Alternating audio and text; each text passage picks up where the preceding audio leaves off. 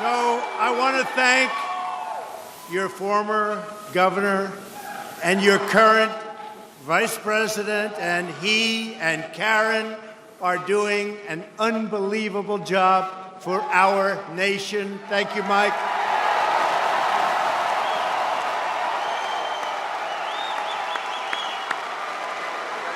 You're making Indiana proud, and we are all making America proud. We are rocking. We are rocking.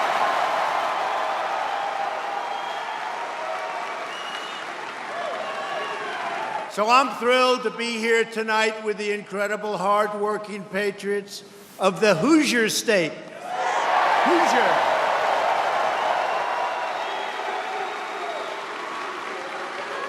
And I don't know if you see what's going on outside, but you have a lot of people outside that want to get in, but they're not getting in because this place is packed. This place is packed.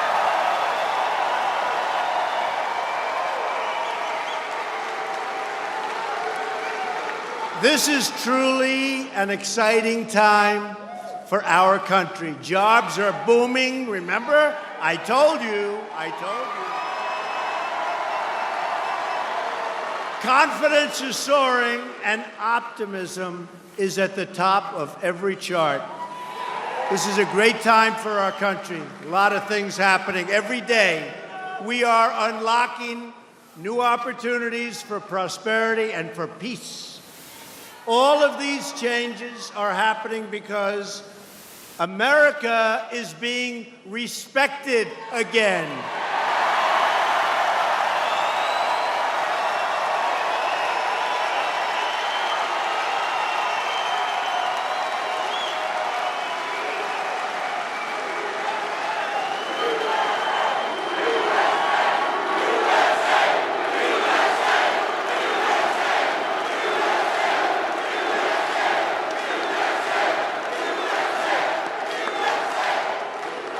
At 2 a.m., early this morning,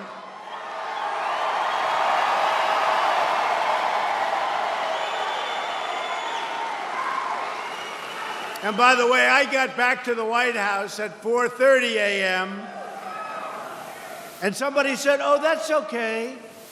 You can cancel Indiana Tonight."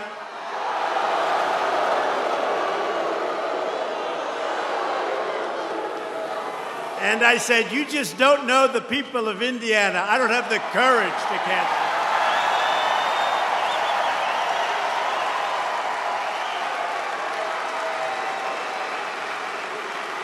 But at 2 o'clock in the morning, I had the incredible honor of greeting 3 brave Americans who had been held in North Korea, and we welcomed them back home the proper way.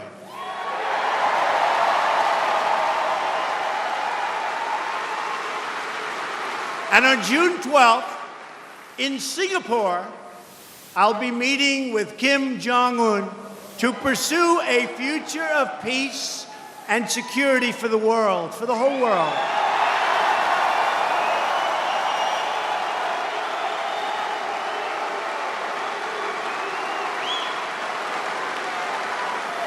And the relationship is good. But you remember everybody in the fake news where they were saying, "He's going to get us into a nuclear war.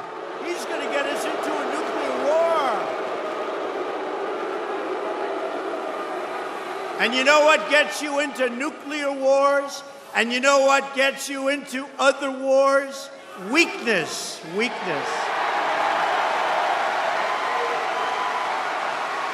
So the relationship is good, and hopefully, for all of us, for the world, hopefully, something very good is going to happen, and they understand it's very important for them, it's important for everybody. So Japan, South Korea, China, everybody, I think it's going to be a very big success. But my attitude is, and if it isn't, it isn't, okay?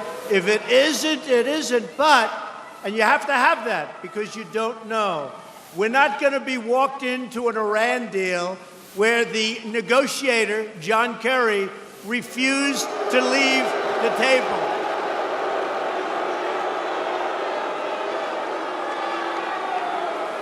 What a deal.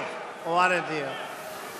But here at home, the great news keeps rolling in. 3.3 million new jobs since election.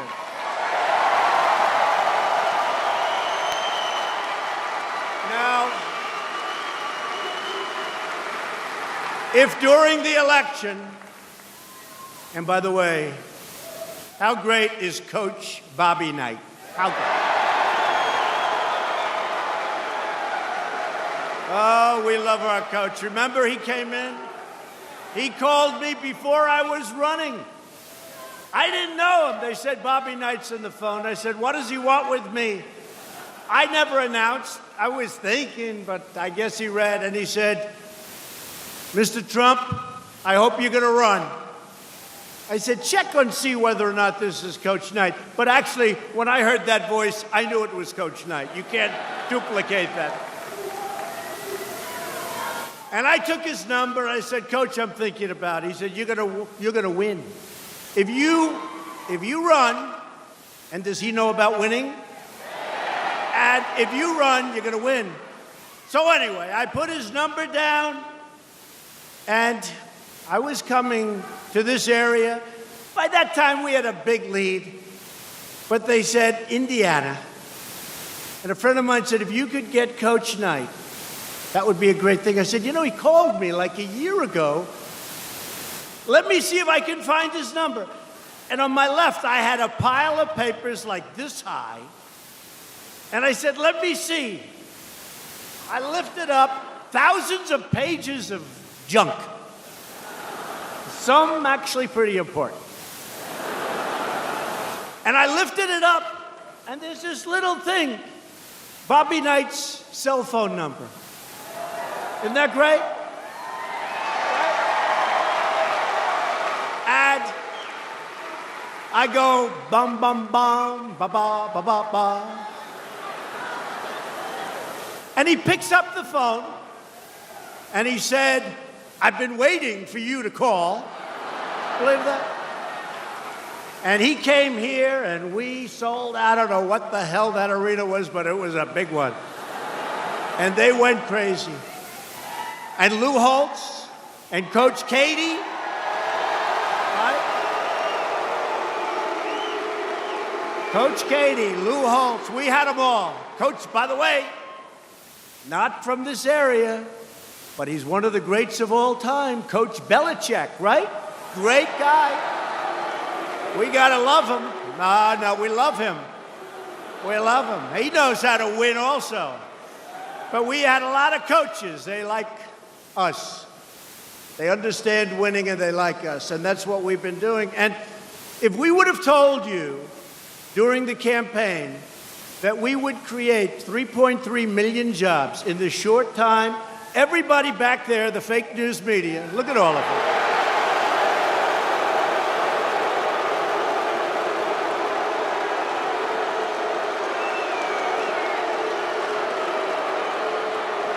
They're fake news. Everybody back there would have said, can you imagine? He's saying we're going to create 3.3 million. Can you believe it? We would have been, but you know what? We understand. We understand. And today, in the history of our country, just came out, right? We have the most jobs available in the history of our country. Just came out. I like that. We like that. We like that a lot because we have a truly great country, and I've been promising you those kind of numbers. The unemployment rate is at the lowest level since the turn of the century.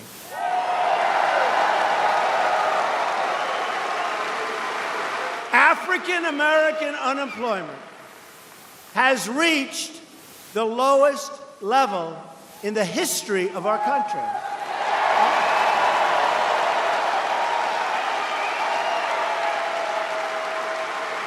Remember, I used to read stats. Hispanic, African American, stats. And I'd read, and it said, high crime rate, lousy education, this. I'd read like 6. And one day in front of a massive crowd, 25, 30,000 people, I said, vote for me. What the hell do you have to lose? And you know what? They did. They did. Remember that?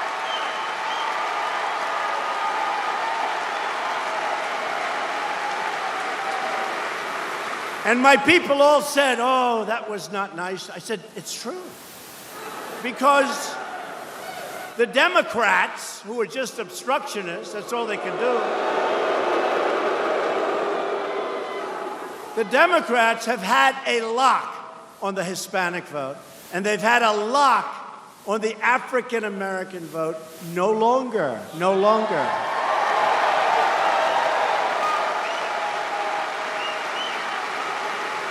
So the Hispanic unemployment, likewise, is the lowest, think of it, in the history of our country. It's the lowest. So you have African American, Hispanic, women. Do we love women? Women. The lowest unemployment rate in 18 years. I'm sorry we didn't make it in history, but we're catching it. It'll soon happen. I'm disappointed with that. Can you imagine? My most disappointing stat is women. It's the lowest unemployment rate in 18 years because all of the others are history. But I have a feeling the women will soon be history too because that's what's happening. And all of the great momentum that we're having as a country on jobs, on safety, on security, on our military, it's all at stake in November. You know, I don't think we've ever done better as a country. Certainly the economy and lots of other things. Look at all those beautiful red hats. Those beautiful red hats. Lift them up. Boy, oh boy. And I like the white ones too. Make America great again. Lift those whites up there. But it can disappear quickly. You know, what we did was unprecedented in the history of our country, really in the history of the world, what we did with this election.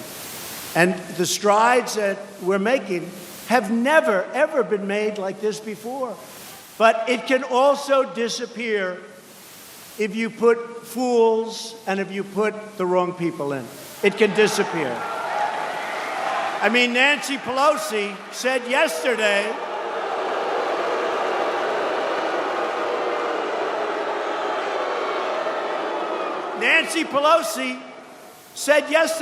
she wants to end the tax cuts and raise your taxes. I said, tell me, is that like good politics? You know, it's not about politics, but think of that from a political standpoint. I don't think her party was too happy. But you know what? That's her thought. That's what they want to do. They want to raise your taxes, end your tax cuts. They want to have open borders where everyone flies into our country. That's not happening. So this week, you nominated an incredible slate of Republican candidates, many of whom I know. And you have to work every day between now and November to elect more Republicans so that we continue making America great again. And by the way, this is the first for Indiana. Our new slogan for 2020, you know what it is? Keep America great.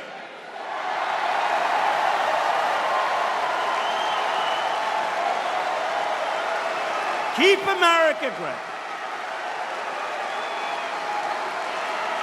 Because we're doing so well that in another 2 years, when we start the heavy campaign, Make America Great Again wouldn't work out too well, right?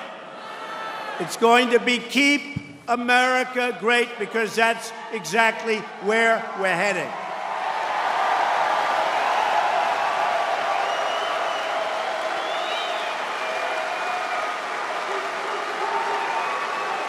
But don't tell anybody. I don't want anybody to know. We want to save that for a surprise.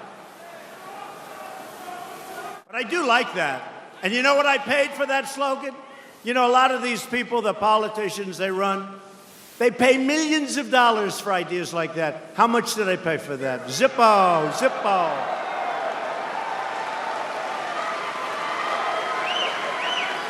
And I have great respect for the process. But in all fairness, Obama, President Obama,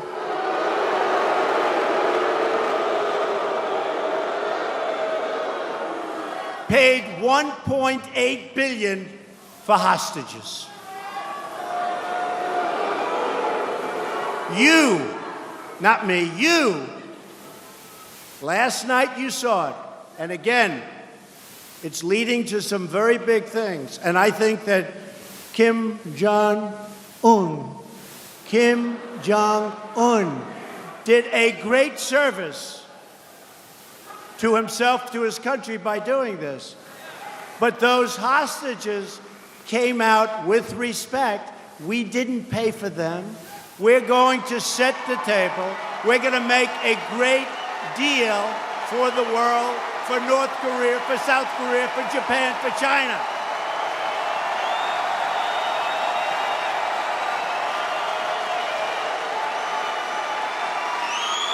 So what he did was the right thing. But they came out for nothing. And the others came out for $1.8 billion in cash. Can you believe that?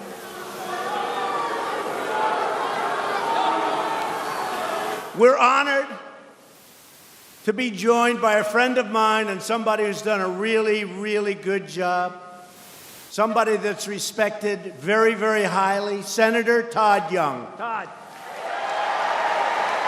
Where's Todd?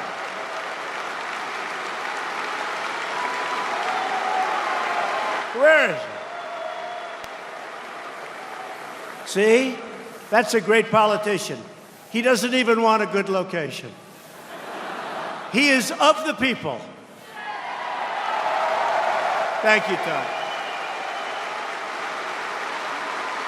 We also welcome the largest vote winner in Indiana history, except for Trump.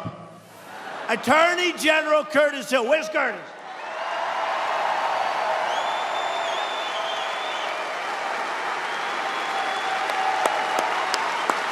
Good man who's done a great job.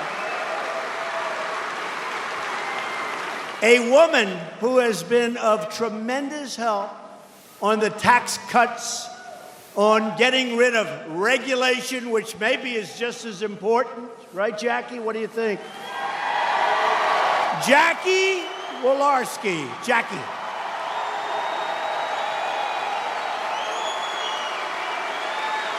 Done a great job. And some congressmen who have been incredible. Larry Bouchon. Where's Larry? Larry, great job. Congressman Jim Banks. By the way, somebody that just fought an incredible campaign, a really good guy, and I'm not sure I would have been here. You know, we're talking 2 days ago. Very effective, a terrific man, Congressman Todd Rokita.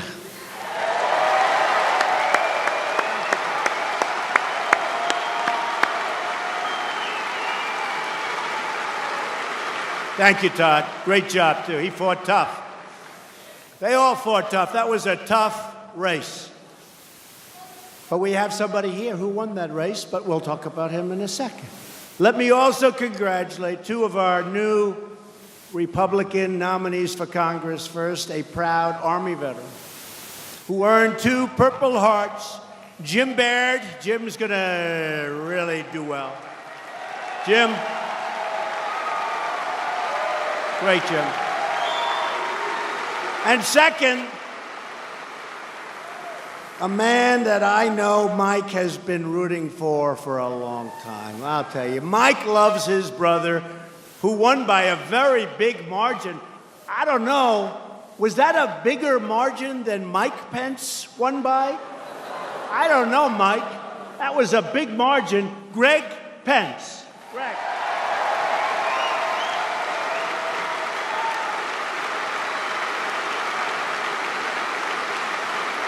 Finally, a big congratulations for Indiana's new Republican nominee for the United States Senate, Mike Braun. That was a good race.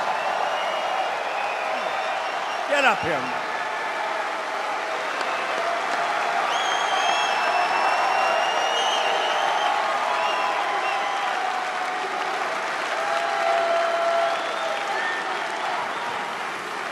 How about we let Mike for a second interrupt my speech? Is that okay? Come on, Mike. Great job.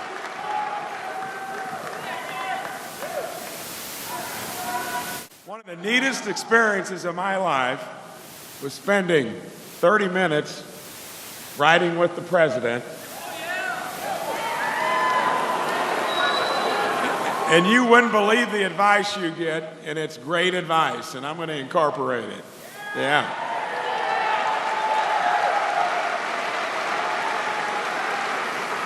You know, when I started this journey almost a year ago, I traveled the state, spent a lot of time in the north, and wanted to make sure this was going to end up with a good result. Would not have done it if I wasn't inspired by what this man did in 2016.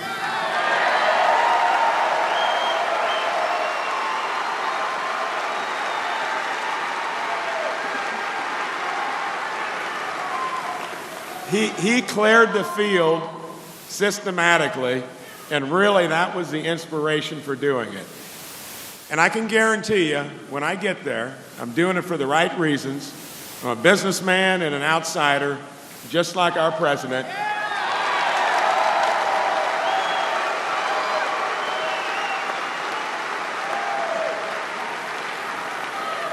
And you can count on me to be a true reinforcement and the guy that is going to retire Joe Donnelly. Thank you.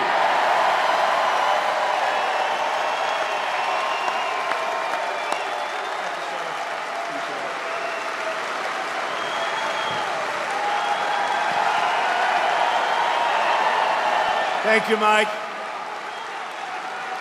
And we need Mike Braun in the Senate, and that's going to happen. That's going to happen. He's an incredible guy and ran a really incredible race. Now, if Joe Donnelly, Sleeping Joe, and the Democrats get back into power, remember what I said. They will raise your taxes. Who wants to raise your taxes? They will destroy your jobs, and they are going to knock the hell out of your borders, and that's already. We have the worst immigration laws in the history of mankind. We're slowly getting them changed. We want to make it quick. So give me some reinforcements, please, okay?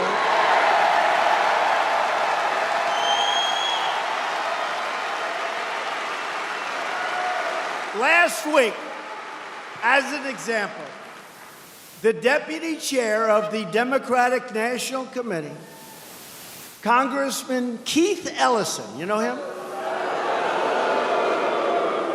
Marched in a parade wearing a T-shirt that read, he was very proud of it, "I do not believe in borders."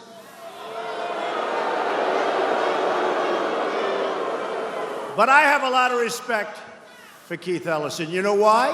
Does everyone know why?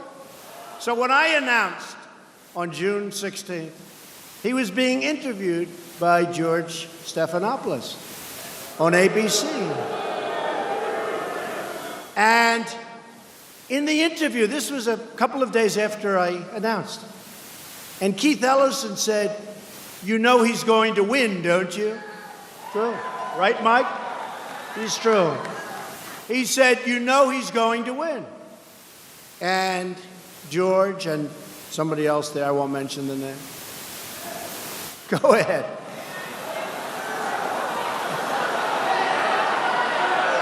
They smiled a little bit, respectfully. But Keith Ellison, he said he is going to win. And essentially, he was sort of indicating, and there's nothing you're going to be able to do, and that's what we did. So, in one sense, I have to respect him. He said he's going to win. So you can never dislike a guy like that, can we? But they've got a big problem. A vote for a Democrat in November is a vote for those borders, and we have to do something strong. We are going to build the wall. We are already starting the wall.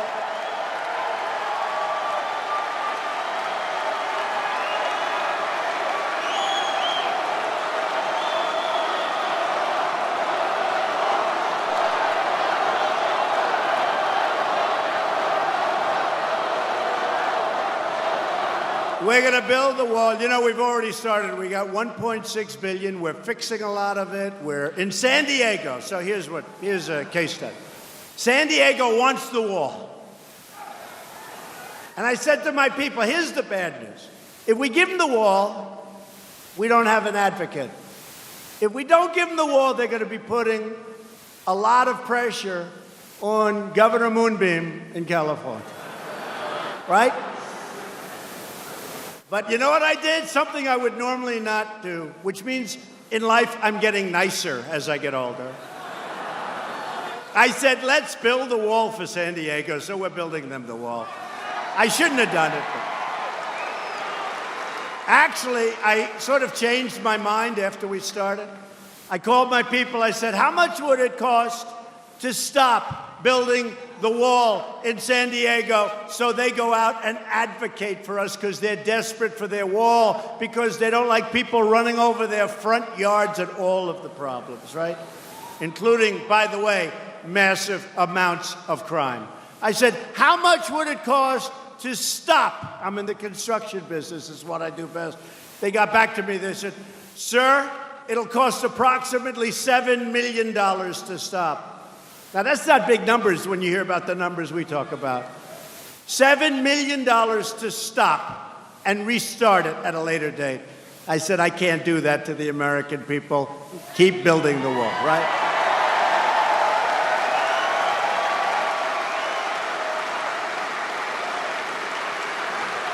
So we're building the wall, but we're getting it all done.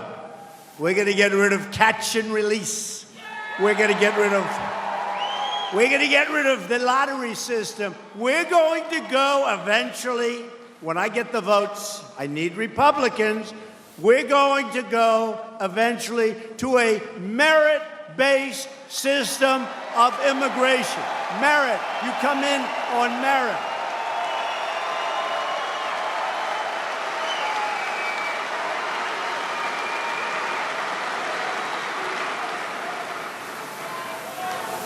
Your senator, Joe Donnelly, voted against enhanced vetting. Think of that. What in the world would anybody be doing voting against enhanced vetting? Why? And he opposed a measure to block illegal immigrants from getting welfare. And now you have places where they want to give college tuition to illegal immigrants, and your own kids can't get it. Your own kids can't get it. Joe Donnelly voted no on tax cuts, no on better health care, and he voted no on canceling job-killing regulations, which may be even more important than those incredible tax cuts. But he voted yes on something that we are systematically taking down. We got rid of the individual mandate. We have great plans coming out. He voted yes for failed Obamacare.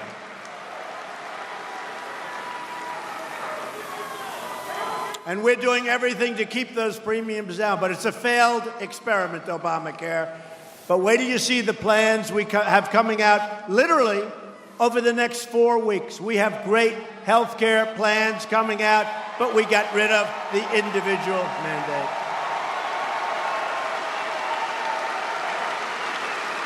Joe Donnelly will do whatever Chuck Schumer and Nancy Pelosi tell him what to do. They don't ask him. They don't ask him. They tell him. They don't say, will you? They say, Joe, this is the way you're going to vote. Mike Braun will be a great, great representative of the people of Indiana. Mike Braun is a winner. Great businessman, by the way. Very successful businessman. Mike Braun will fight for the values that bind us all together as Americans. We support law and order, and we support the heroes in law enforcement. They're great. They're great. And they will tell you, surplus military equipment, right?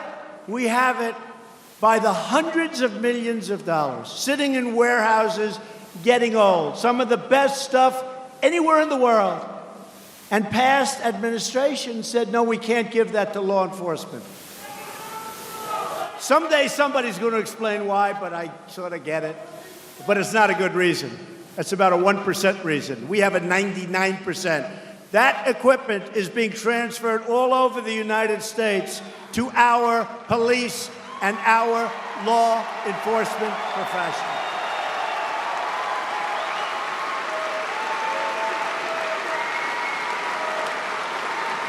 And we already have it. The other side said, but it's too good. It's too good. It's already paid for. We defend the Second Amendment. And don't kid yourself, it is under siege. We defend the right to self-defense. Never believe that your Second Amendment is not under siege. We believe that a strong nation must have strong borders. We have pride in our history and respect for our great American flag.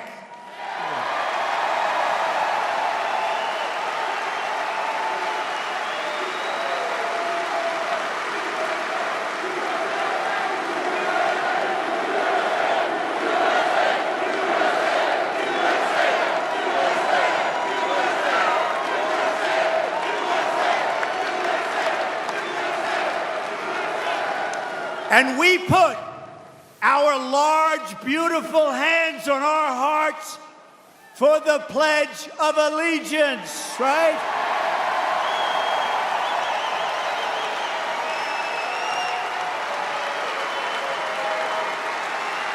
And we proudly stand, all the time we stand, because we love that sound.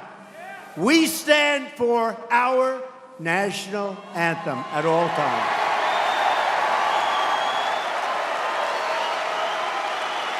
But if we're going to defend our values, we need people in Washington who share our values.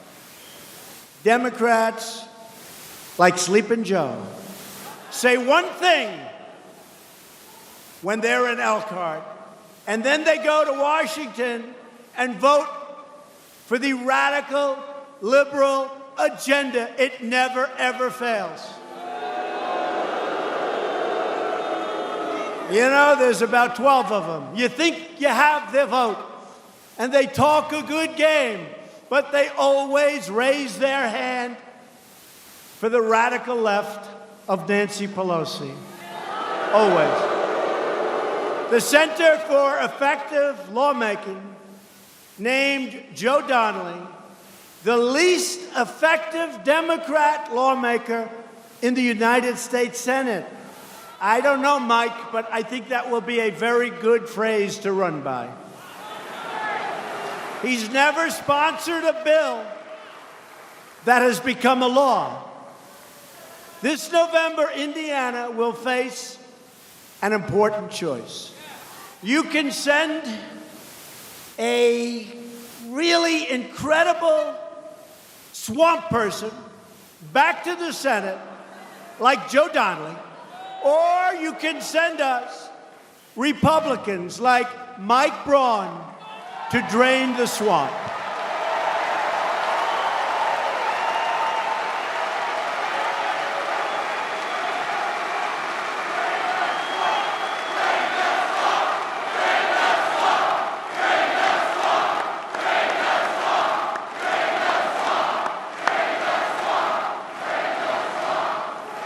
Under my administration, we're fighting against the lobbyists, the special interests, and the corrupt Washington politics. After years of rebuilding foreign countries, of which a lot of people partake in the cost of rebuilding those foreign countries, we are finally rebuilding our country.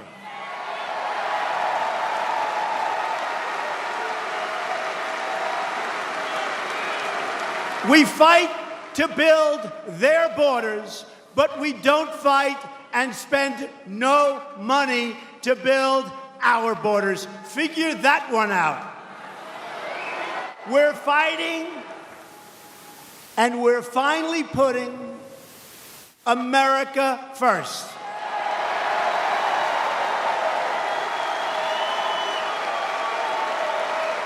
And remember, the last time I did this, and this started 2.5 years ago when I just started, people were not saying Merry Christmas anymore. The big store chains weren't saying Merry Christmas, Merry Christmas. They weren't doing it. They weren't saying Merry Christmas. Now they're saying Merry Christmas again.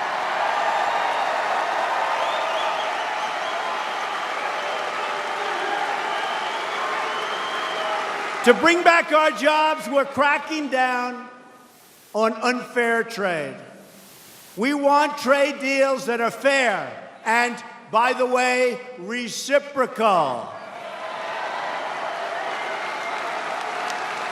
And we love our farmers. We're taking care of our farmers. And we love our factory workers. We love our workers.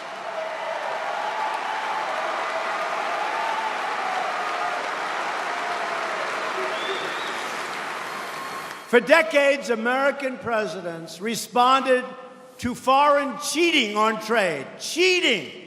There's no other word for it. Cheating. They responded with silence. They didn't do anything. They were silent. Silencio. Let's not rock the boat. Oh, that's fine. We have a $100 billion trade deficit with Mexico. Think of it. $100 billion trade deficit a year with Mexico. We have a trade deficit with almost every country in the world. We're changing that around rapidly.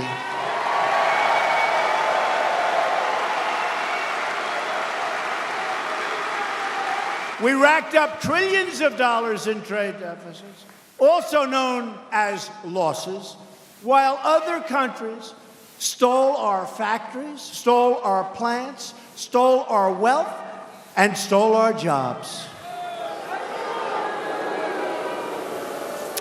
But America's long silence is over. And you see what's happening. Car companies are coming back into the United States. They're moving back in. Chrysler just announced. Japan is building big ones. We're expanding our plants. And I put tariffs on steel, and I put tariffs on aluminum. And United States Steel just announced that they're expanding their factories and they're building plants, and we're going to start making steel and aluminum again.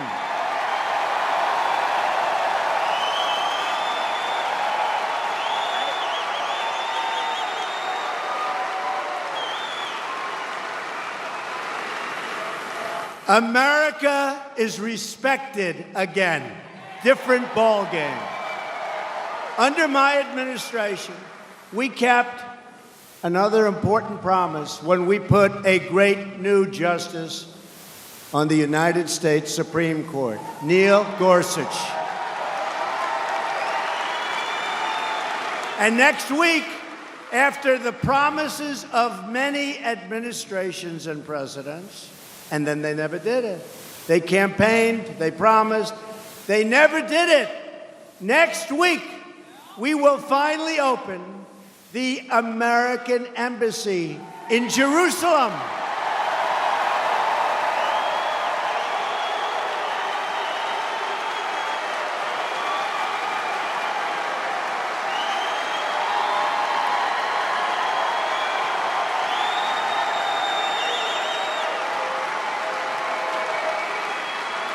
And I put one of my friends as the ambassador to Israel, David Friedman.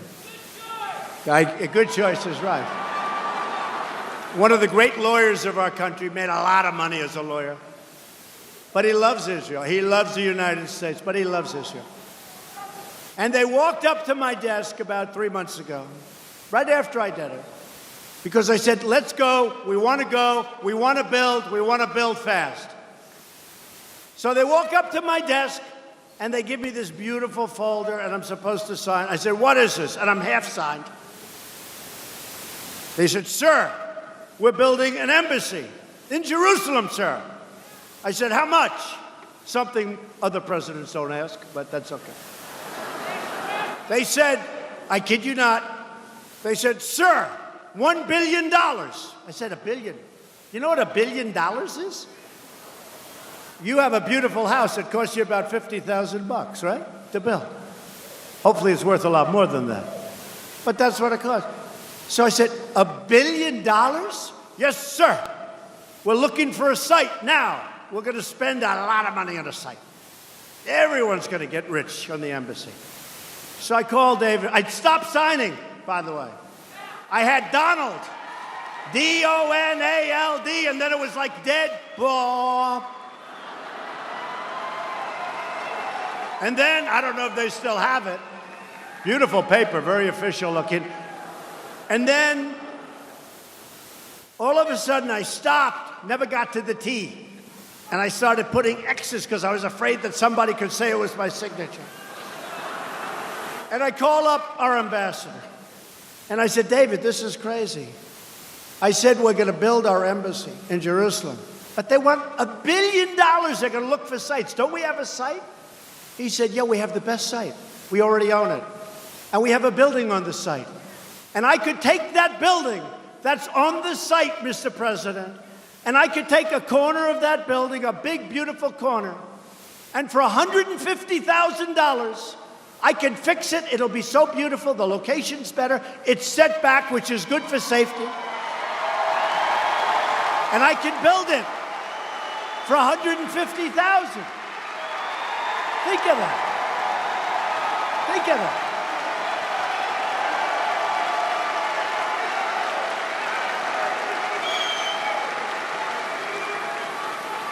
I said, David, so you're going to renovate the corner of a building it's going to be beautiful. The site is the best site, and we own it. The building is already built, and we can fix it. So think of it. We have government wanting to build $1 billion in a site that would never be as good or as safe, because this is a big site, big setbacks. They want setbacks for safety. Makes sense. So I said, David, you can do that from $1 billion to 150. You know what? Spend $200,000 or $300,000. That's okay too. Now think of it. And the reason I was very cognizant, because I was supposed to cut the ribbon of the new embassy in London. You know that, sir. So we have the best piece of property in all of London. It's our embassy. And someone between the Bush administration and the Obama administration, they say Bush started it, but Obama could have stopped it. But let's say the two administrations, what they did is they said, wow, this is a great piece of property. We've been offered a lot of money, like 200 or 250 million. And what we'll do, because we're such great businessmen, what we're going to do is we're going to sell this best piece of property in London by far. By the way, literally, it's if you know New York, Fifth Avenue and 57th Street. Now, I happen to have a building there, so, but that is the best one. The Tiffany location. It's the Tiffany location. It's the best location, and it's a big location, and it's the best embassy location we have in the whole portfolio. But somebody said, what a great deal. We're going to sell that for, I think, $250. So let's say to a wealthy person. And they're going to rip it down. They're going to build a hotel or do something. And we sold this thing for $250. Now, everybody in this room, because you're from Indiana, you understand life. You would say, okay, good. Now you're going to build a new one for $50 million. You're going to have $200 million left over. You're going to have a nice embassy. That's okay, but it didn't work that way in government. So they sold the embassy for like around $250 million. They then went out and bought a terrible piece of land in a lousy location. And they just opened a new embassy in a bad location for $1.2 billion. What a great deal. What a great deal. So 3 months ago, I was supposed to go over to cut the ribbon on the new embassy. But I couldn't do it. I said, I'm not doing it. I won't do it. Does that make sense? I'm not going to do it. So I did. Think of that story. Isn't that a sad story? So much. I could give you 50 of those stories. It's all the same. It's all the same. I could give you so many. But just remember, when you see that embassy, oh, here's the other thing with the embassy. The new embassy, I said, when is it going to be open? They said, anywhere from 5 to 10 years.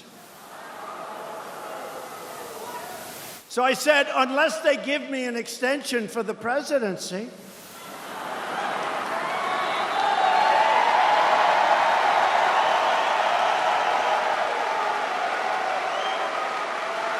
Which I don't think the fake news media would be too happy about. Wait. Actually, they would be happy. Because when I'm not here, their ratings are going to sink. So they'll probably be very happy. So they said from 5 to 10 years. Now, you know when they say from 5 to 10 years, that means probably 15 or 20 years, right? So we open the embassy next week. 3 months. 3 months. 3 months.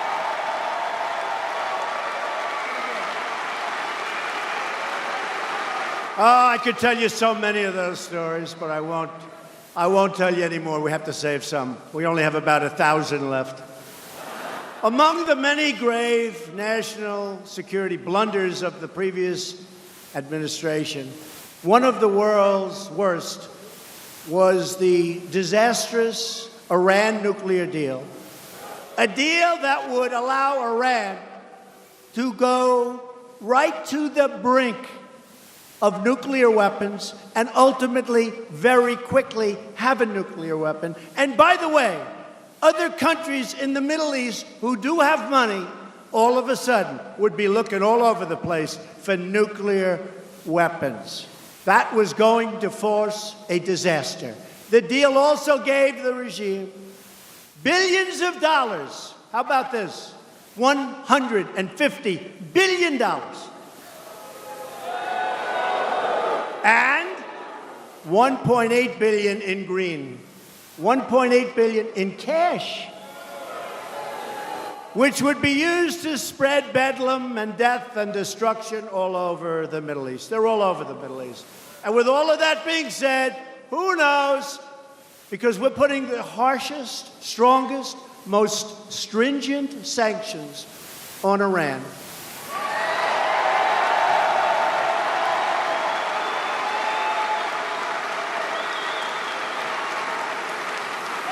And I hope to be able to make a deal with them. A good deal, a fair deal, a good deal for them, better for them, better for them. But we cannot allow them to have nuclear weapons. We must be able to go to a site and check that site. We have to be able to go into their military bases to see whether or not they're cheating. Now, of course, we're all sure they're not cheating, but just in case. The Iran deal was one of the most embarrassing agreements the United States has ever entered into. You remember the 10 sailors who were humiliated in front of the world for no reason whatsoever. But once again, Democrat Joe Donnelly served his liberal handlers in Washington, not the great people of Indiana that I know so well. He voted to save the deal 4 times.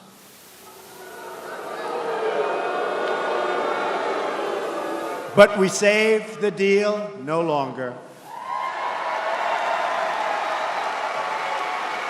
As we discussed another critical element of our national security, to me, probably one of the reasons we're all here in this great victory celebration is border security. We have many things to do, but we have already begun the construction of the wall, and so many other things are following. We will have those borders extremely strong, extremely powerful, and we will have laws that match the border.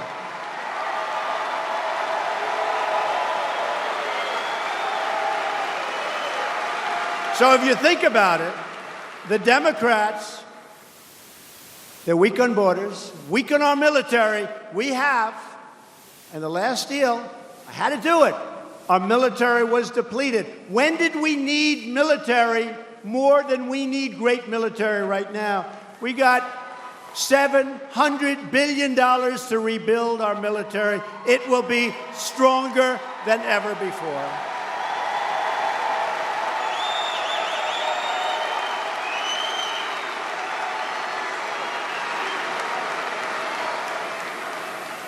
So the Democrats, they fight against the borders. They fight to raise your taxes. They want to raise your taxes. They fight for all of the things that we don't stand for. And we're going to have a great victory in 18. You watch. We're going to have a great victory.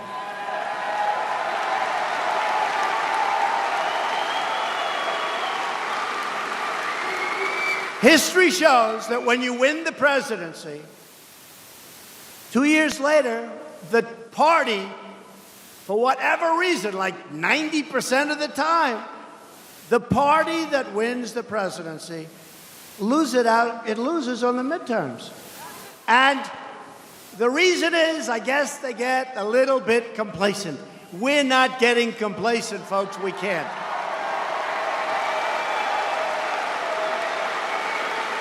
If we elect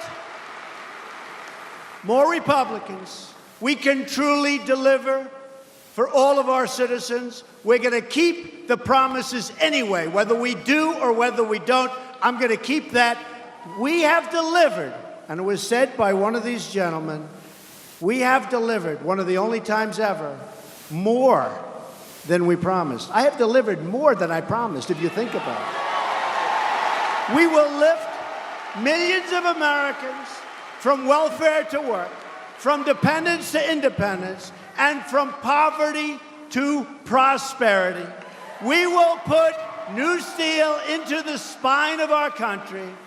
And by the way, it will now be American-made steel. And we will breathe new hope into our communities. We will do it all with American hands, American grit, and American pride. Loyal citizens like you helped to build this country, and together we are taking back our great and beautiful country, returning power to everyday American people. These are the greatest of all people.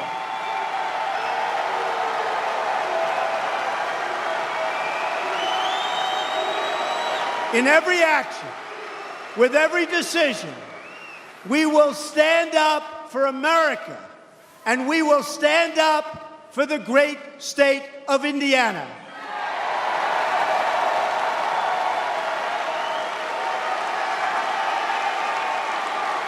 This is the state where generations of American patriots and pioneers plowed the fields, carved the wilderness, and worked the factories of the great American Midwest. No place like it.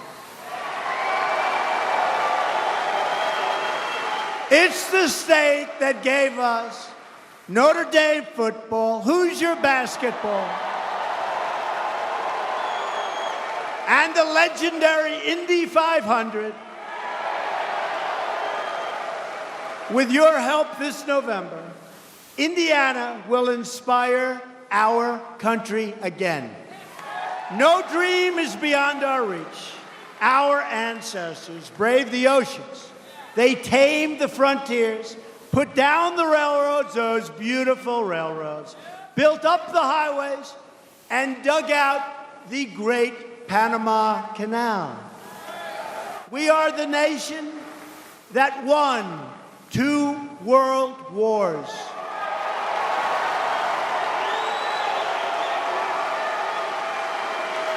And we are the nation that defeated communism and fascism and landed a man on the face of the moon.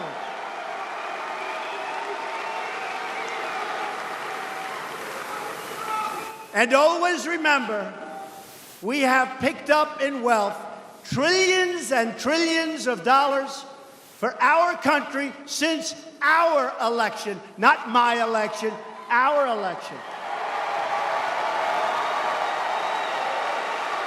And our economy,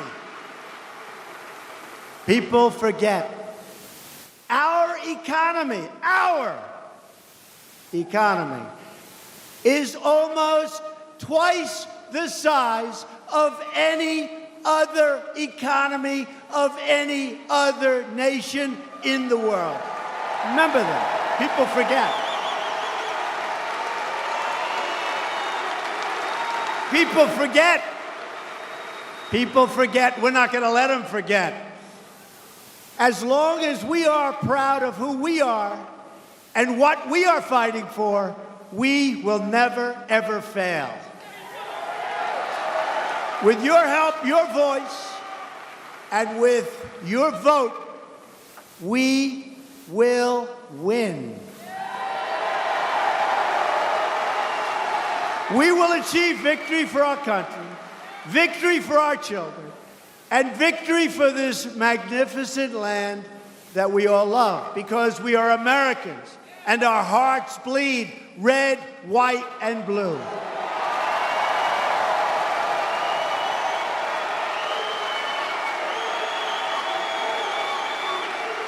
We will never give in.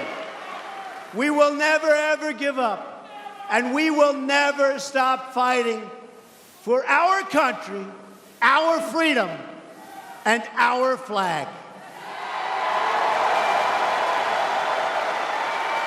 We are one people, we are one family, and we are one nation under God.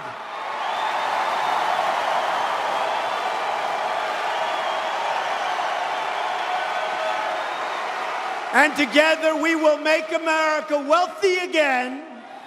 We will make America strong again. We will make America safe again. And we will make America great again. Thank you, Indiana. We love you. Thank you. God bless you. Thank you.